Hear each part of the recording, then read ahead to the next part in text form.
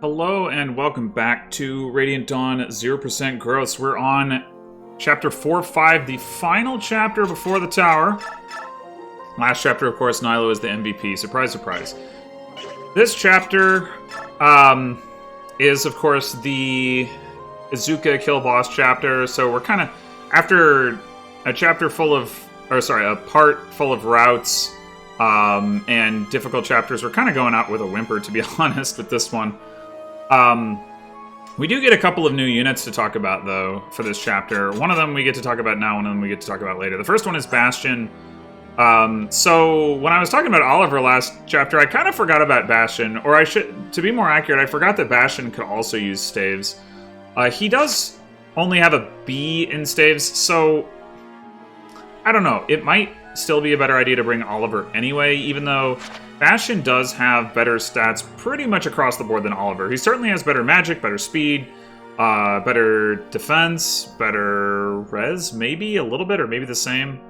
A little bit less HP, better skill, I think. I guess Oliver has better luck. Anyway, the point is, in general, Bastion is definitely, like, the better unit. He's still not, like, overall, like, a good unit, just because, again, like, 24 speed at this point in the game, I mean, it's... In 0% growths, it looks a lot better than it does in growths, but in growths, like, level 10, third tier with 24 speed is like, what? You know, it's enough for him to maybe not get doubled sometimes in the tower. I mean, Oliver will have the same problem, of course. So yeah, mostly I think I'll have to be looking at how important it is to be at A staves versus B staves. I mean, one thing that it definitely makes a difference with is the rescue staff. We still got 2 uses left of the rescue staff. Bastion can't use it with B staves, so if that's important, then we're going to want to bring Oliver, unless we can get our hands on an arm scroll or something, which I don't know that we have any of those. I think the only opportunity we've had to get an arm scroll other than maybe buying one was the one that is in all the way back in 161, which I think Soth failed to pick up. What a jerk. Anyway, so yeah, I mean, he does hit hard like Sonic-y. It's just that, you know, you're not required to bring him, so like it's like, well, you know, we've already got somebody who can kind of do that like long-range chip damage with magic thing. He's got high enough weapon ranks that he can certainly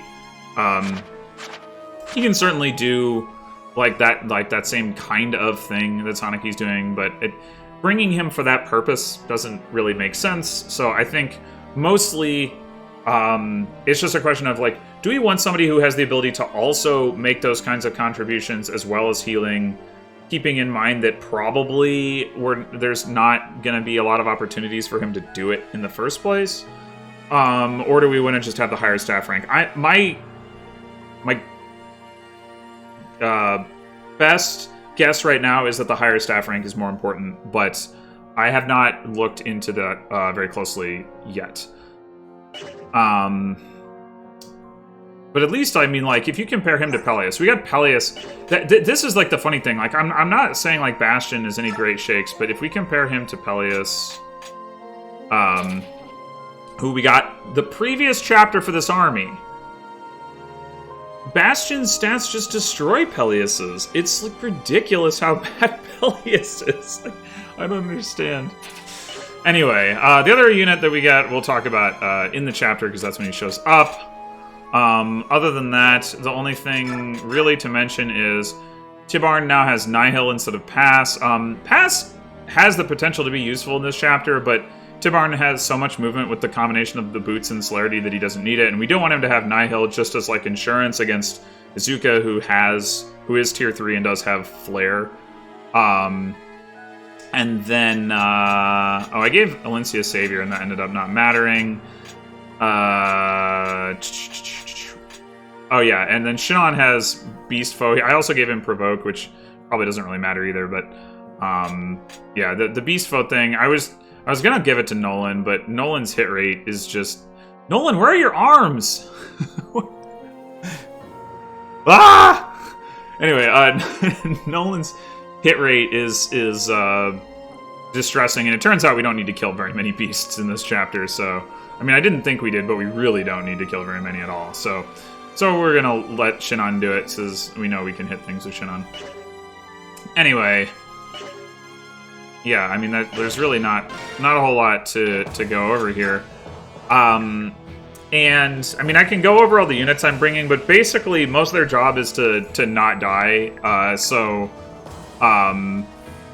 It's really not that... Like, the only significant contributions that are going on here are from, like, Tibarn, Shinon, Rayson, and I guess Bastion to recruit Volk, who's over here in the corner. I guess... Yeah, I mean... I guess Ranulf sort of, just by circumstance. Anyway, like I said, this is defeat boss. Izuka is over here, and he's easily one-rounded by Tibarn. He does have Flare, that's why we got Nihil. He has this rewarp staff, so he can like pop all around the map. He doesn't start doing that until like maybe the end of turn 2, maybe even the end of turn 3. I'm not exactly sure, but it's not the end of turn 1 anyway. I can tell you that much. And then obviously we've got this whole army of Lagoos, most of which we're going to be ignoring. There is an Ashera icon in this square right here. No, sorry, this square. Basically, it's this guy is in the middle, and it's a 3x3 square. That we're gonna try to get. No guarantees, but we're gonna make take our best shot at it. And yeah, let's go ahead and get started. So, first thing we're gonna do is Tibarn is gonna come up here and kill this cat and set up to be chanted for by Rayson, who's going to chant him.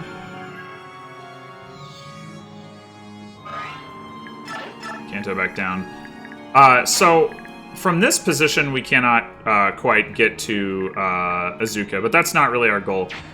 And the reason is because Izuka will not attack on enemy phase. If he did, like, especially with Pass, we definitely have the ability to basically, like, kill this guy, and then, I mean, we could chant further forward, we could set up some shoves, like, there's things we could do, potentially use the rescue staff on Rayson, to enable Tibarn to get closer to Izuka, kill this guy, and then Kanto here, except that the problem is, like I said, Izuka doesn't attack him on enemy phase. So then, given that he doesn't, the only other way to clear this in one turn would be to have this guy die to not Tibarn, which is just not, like... Like, there's just not, like, a way to get, like, somebody like Shinon, like, all the way over here. Like, Shinon could totally kill this guy with a crossbow. But, like, Shinon cannot move here, so we'd have to basically, like, you know, somehow, like multi-use the rescue staff, and then, like, chant... I don't even know, like, because he can't chant for both Tibarn and Shinon. We're not going to get Tibarn all the way over there without chanting for him unless we rescue him too, so then maybe we have to use, like, recharges the rescue staff to, like, rescue Shinon, you know, like, into position and rescue Tibarn once, and then, like, rescue Rayson, or I don't know. There's, like, I think if you poured enough resources into it, I think you could do it, especially in growths, but I think, like, it would cost you other things. Like, you'd have to put probably some more, like, flyers in this chapter to do some, like, rescue dropping or something. Like, maybe you rescue drop Shinon somewhere out here and then chant for him, like, rescue Rayson, chant for him, you know, trade the rescue staff, rescue Tibarn, I don't know, something along those lines. Anyway, so we're not doing any of that. We're just gonna go kill, this guy here.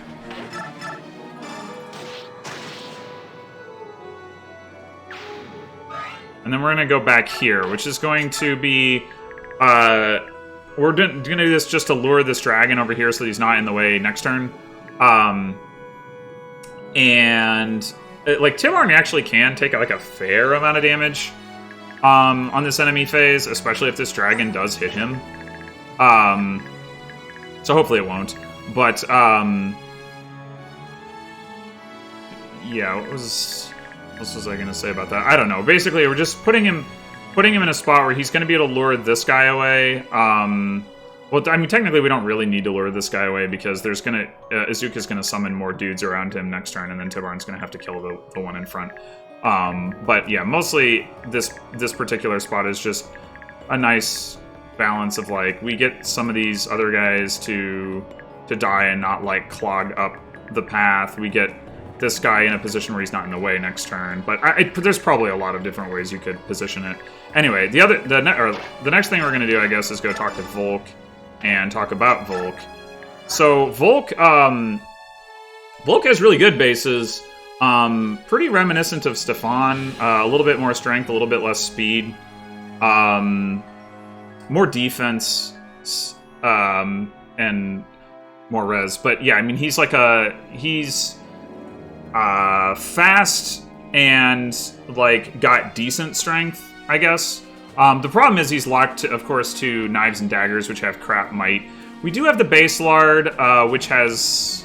I want to say it actually has 18 might, which is the same as, like, you know, a Londite and Ragnell, but isn't ranged. And then, like, the other, like, SS tier, like, regalia weapons have more might, like the double bow and the Irvan. The double bow, of course, has 1 to 2 range and more might. The Irvan has more might. The Wishblade is 1 to 2 range and has more might. So, like, the base lard is definitely, like, the worst of the physical regalia weapons. I guess the magical ones are all kind of crap just because the magical units are crap. But it's still, like, you know, like, 48 attack is, like... I guess it's 1 more than Nisala, but of course... Nisala has Canto and Flight, and more speed, and more skill. So, like, he's a more reliable damage dealer, and he's able to get to more places and that sort of thing. But still, like, I think there's a good chance that that I will take Volk into the tower, just because I've done it before and I was underwhelmed by what he was able to do, but. You know, this is a different situation, and, like, somebody who can deal decent damage and not get doubled and maybe double some enemies and stuff like that is going to be pretty valuable. And he can deal some damage here with the Pesh Cats. We've got actually 2 of them, so we won't, you know, we'll have plenty of that to go around. 43 attack is at range is, like, not really that much in the tower, but it's better than nothing. And he's, like, you know, he's decently durable. Like, 26 defense, you know, for most of the game is, like, really, really good. We're getting to the point where it's not, like, amazing. I mean, it's not that much less than, like, Nyla and Tibarn, of course. But he's not generally as dodgy as they are. He comes with Stillness, which is, like, basically just an upgraded version of Shade, that I have not... I'm not really sure how well it works, like, or if Shade works ever. But, like, if it does work, like, one thing we can look at is, like, you know, well, maybe leave Stillness on him, bring him to the tower, and then, like, try to avoid having him enemy phase and have him just, like, you know, do some chip damage. Because I don't think we could... He's going to be somebody that we're going to want to put an Adept Scroll on, if we do bring him. Even though, like, that would be one way to fix some of his damage output issues, but... Yeah, it's going to be more valuable to have it on, like, you know, somebody like Nisala, or possibly even people like Tibarn and Nyla, depending on how tough the enemies are. Still, you know, he's definitely, like, he's definitely got the stats for the tower, and like actually has appropriate stats for his join time, unlike like some of the really late joiners, Bastion and Peleus and Oliver. I guess it's mostly just the speed with Bastion and Oliver, but still. Oh, and I guess Joffrey, who rejoins in this chapter for some reason. But yeah, it's like I said, the daggers and knives really just hold him back. Anyway, but what we're gonna do with everybody else is we're just gonna build a wall. So we're gonna put like Ulki up here, and we're gonna put Janaf up here, and we're gonna put Sia. Oh wait, I need to make sure that. Oh no, it's Kieran. Yeah, Kieran's gonna go here. And Sia's gonna go here. We're gonna unequip weapons just because we don't want to like do. Almost nobody can survive 2 hits from these tigers, so we don't want to risk taking 2 hits. Well, Kieran can stay equipped because then they just won't attack him, and that's fine. And he probably can't crit them anyway. But we don't like Lucia to like activate Astra or something like that. Shinon is gonna come up and kill this one cat. We may not really need to do that, but we might want to have a path for Alencia to fly up and try to get the Ashera icon next turn. So having one of the cats be dead is nice. But then we're going to have Renulf, Rescue, Rayson, and Alencia is going to drop him. Alencia gets doubled by the cats. So we've got Provoke on Shinon. Oh, wait. I didn't trade the... Well, we can have Nolan do that. Yeah, we're going to trade... like so that they don't, like, manage to kill Alencia. I don't know that they can anyway, really, but I guess if she activated stun... Wait, that's not what I want to do. There we go.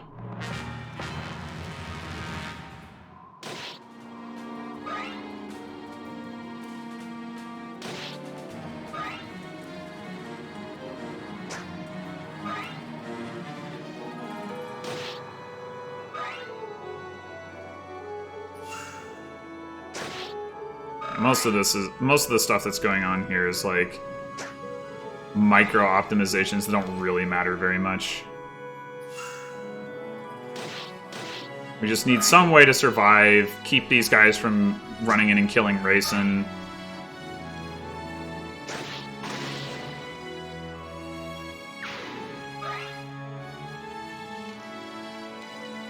And that's pretty much it.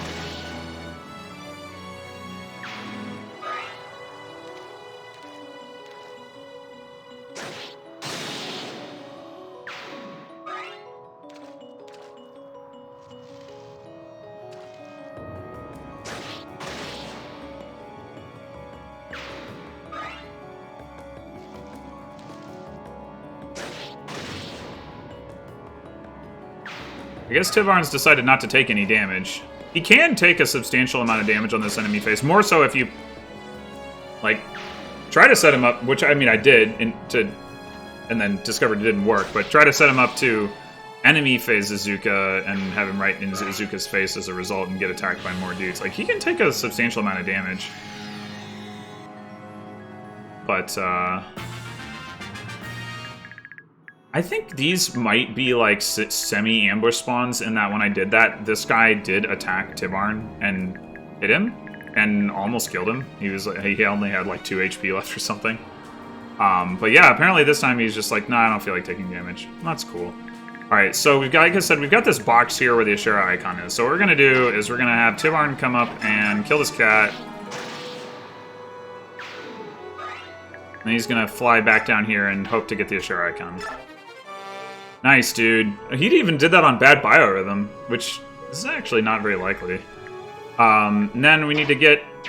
well, okay, let's kill this cat with Shinon, and then we need to get Alencia out of the way so that we can shove Rayson so we can go chant for Tivarn. It would also be nice...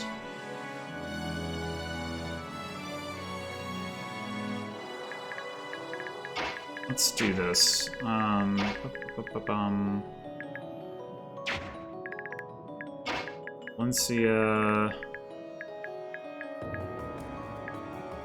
Come over here. I could have just given Bastion a Men's Staff, but I did not. Because I was too lazy to mess with people's inventories for this chapter, because it doesn't matter. So we're gonna trade for the Men's Staff and do this. If we bring Bastion into the tower, we're going to want to train his staff rank, right? So let's get him a little staff rank. And then... shove... and... shove. And knock and shove. And we're already there. The only other thing we might want to do is try to grab the Olivia grass that's, believe it's... This is... Right, there's a coin here. It's a tree, water...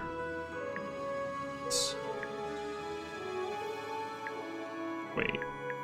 The way this is displayed... Oh, no, I see. This is the water tile. This is the water tile. This is a water tile. This is a water tile. That, and then this box. Okay, it's this 2x2 box right here is an Olivia grass. Do we need an Olivia grass? Absolutely not. But, are we going to try to get one? Yes. Yes, we are.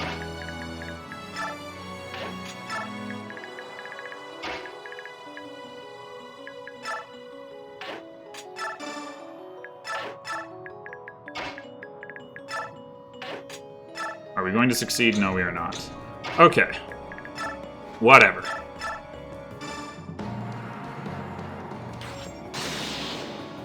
And Izuka dies. Easy peasy.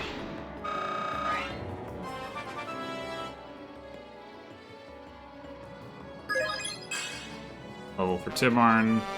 We get that Dark Tome, which so there's also an Olivia grass somewhere around here, but I don't think Tibarn can fly far enough to get it. Anyway, which we can eventually give to Waran. But yeah, there you have it. Chapter 4, 5 in 2 turns. Not the most interesting of chapters by any means. Especially compared to what we've been dealing with for the rest of Part 4. But I will say it's kind of a nice change of pace to have something that, like, you know, didn't take me 20 or 30 attempts to figure out how to beat. So thanks for watching, and I will see you next time as we head into the tower, and I will have figured out, presumably, who all will be doing that. You can probably guess a lot of the slots, but there may be a few interesting choices, so stay tuned for that. And until next time.